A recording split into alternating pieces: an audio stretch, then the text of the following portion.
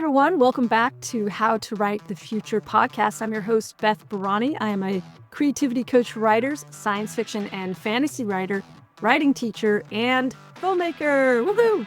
More about that later. Just a little shout out before I get started with our interview. I want to share that I met Randy in an online networking gathering hosted by the School of International Futures. Both of us are connected to that organization. And then I also found out while I was talking with Randy that his organization has won an award for one of its games. And they were awarded that award from the Association of Professional Futurists, APF. And I'm also associated with them and have written for their quarterly magazine, Compass. So it's so fun that Randy and I know each other through SQUAF, School of International Futures, and they're also both connected via Association of Professional Futurists. So a plug for networking. All right, on to the rest of the show. This podcast is for science fiction and fantasy writers who want to write positive, optimistic futures, because I believe that what we put into our stories actually influences humanity. And I also know this podcast is for anyone who cares about the future. And so I'm very excited to have a special guest with me today, a futurist, a game designer, and someone also in the San Francisco Bay Area. So welcome, Randy. So glad that you're here. Thanks so much for having me on the show. Oh, cool. So I'm going to introduce you. I'm going to read your bio to everybody, and then we'll dive into your fabulous questions. So introducing Randy. Randy Lubin is a game designer and entrepreneur. He makes foresight games that help organizations explore the future via his studio, Leveraged Play. He also makes lighter consumer storytelling games via Diegetic Games. Did I say that right? That's right. Oh, great. So cool. We have a group of questions here, but I would love if you could tell our audience, what is foresight? Yeah, so foresight is very broadly is a field about exploring possible futures. And there's a lot of different tools, kits, and approaches, but it's really about exploring what are different possible futures and what might the implications of that be on our current plans and aspirations as individuals or as organizations. Perfect. I love it. I think that's really helpful. I'm excited to dive in, and I just have to say, I love your focus on games and play. It's a big part of how I work as a writer and also how I help writers. So tell us, how can games help us explore the future? I think there's a number of ways that are all very exciting, but suited to different specific goals around exploring the future. So I think games are excellent at building intuition for complex systems. And if you're trying to think through the future, trying to get a grasp of the system dynamics and second order effects and points of leverage are all super helpful, especially since most things you might try and accomplish when it comes to the future or ways you might want to shape the future are going to have knock-on effects. And so having that full picture, that rich picture, is very helpful whether you're making plans for an organization or doing world building for a book or a film. And so I think when you're in a game where there's some game state and some game mechanics and players are making decisions and then those decisions are having consequences, that's really great for having a quick feedback loop for the player to start building intuition around that complex system. I take action A, I see immediate effect B and knock-on effects X, Y, and Z. And so I think that's one class of how games can be really helpful. I think there's another that's about building empathy for situations that you're not likely to be in or people that are very different from you. And games are so good at casting people into roles and then living out those roles, making hard choices in those roles that you can really come out of an experience at least having a bit better of an experience than than when you went in about what might be going on in the mind of those people. What might their incentives be? How might that feel? I love that. And with games, I just think about some of the games I played as a kid, Risk, the board game Risk, and how all of a sudden you're not a person, you're a country, and you have objectives that you've never experienced before. And I remember playing that game, and it is a war game, but feeling like the intensity of that and the bigness of that. I had never put myself in the position of thinking of myself as a territory or a country or a region. So that's just one idea from my own childhood. Can you get a little more specific? If you are working with an organization, what kind of games are you presenting to them to play?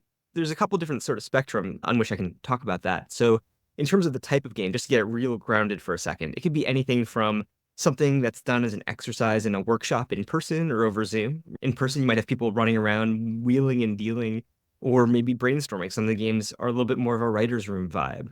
On the other end of the spectrum, we have digital games that we've made that are playable in a browser and can be played as a group where you're discussing what to do next or just single player. And so my personal practice and work have really spanned a whole spectrum.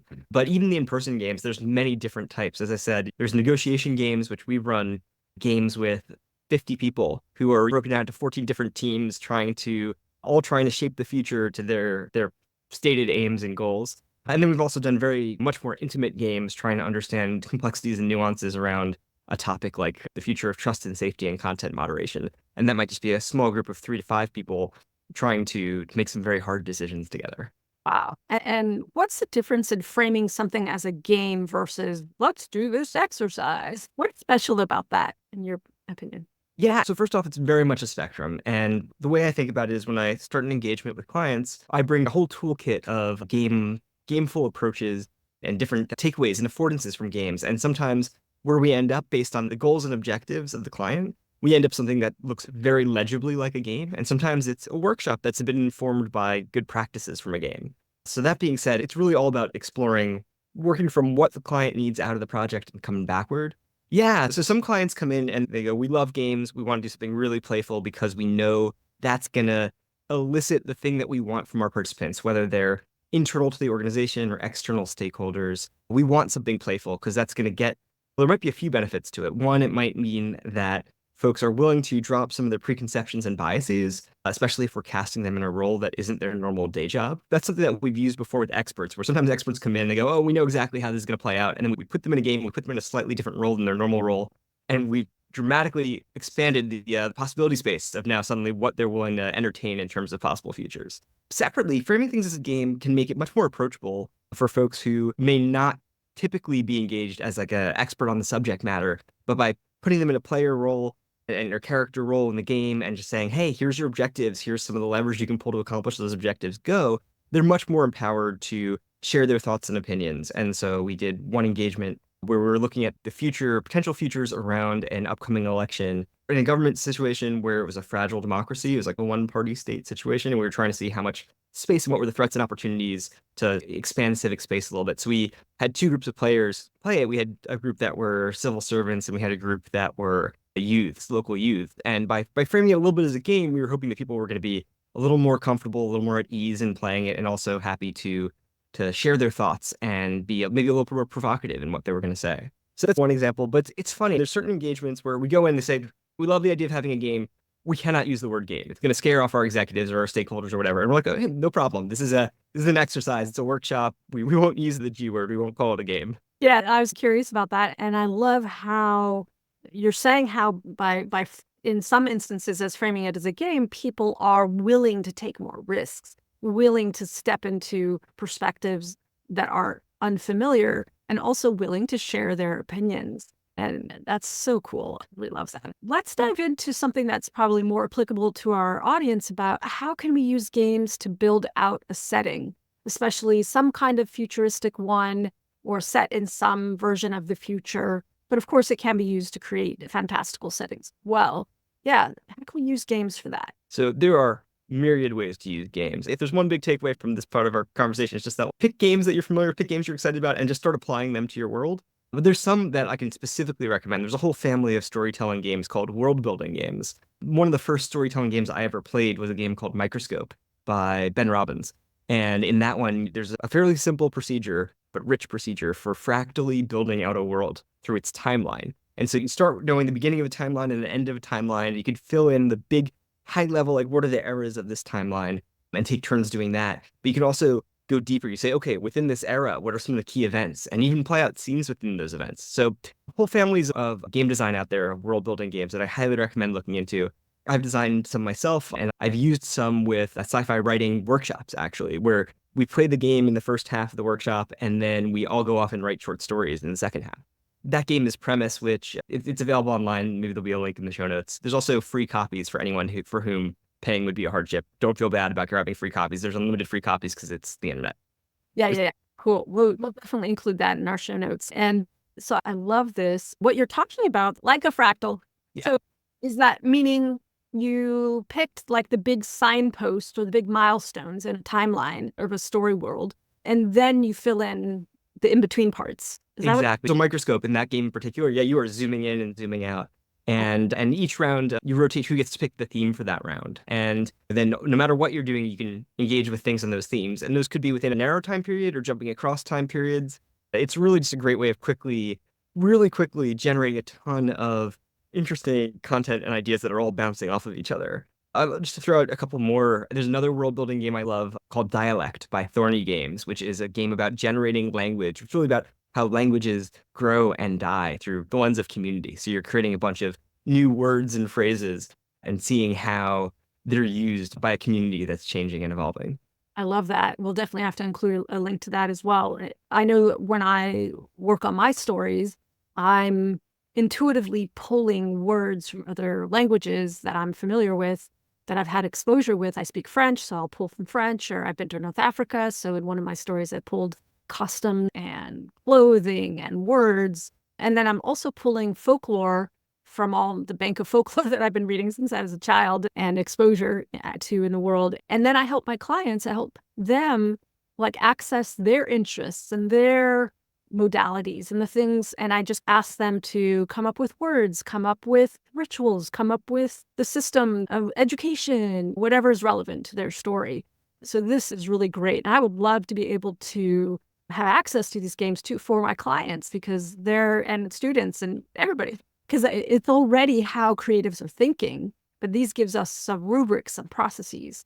Totally. Much more approachable than having a blank canvas, right? Saying, okay, cool, we're going to start with thinking about timeline or thinking about language and using that as one of the trailheads for building and exploring a world. I think super, super powerful. And also throw out there for folks who are excited or into more traditional types of storytelling games of the Dungeons and Dragons type. You can totally use that too to build it out. I've heard of many authors using that as part of their practice. I believe The Expanse books and the TV show started as a role-playing game. I think both George R. R. Martin and Patrick Rothfuss are both on the record of saying that they've played with ideas that have become books or short stories because they started out at something at the table, or they'll bring something to the table as game runners and see how the players react and incorporate that back in. So there's just so many rich ways of involving games in a writing practice. Hey everyone, thanks for listening to my interview with Randy Lubin. Please like and subscribe to wherever you listen and get this podcast. And also, please share this with someone you think would really be excited to hear it. In the show notes are links to all the games that Randy and I discussed, as well as a link for you to sign up for our world building workbook for fiction writers that I have for listeners of this podcast. Also, I mentioned in this interview the film I'm making. So there's a link in the show notes also where you can find out more about the state of my film that is based on my heroine and her friends, based on my trilogy, Henrietta the Dragon Slayer. So check that out if you're curious. All right, that's all, everyone. That's it for this week. Write long and prosper.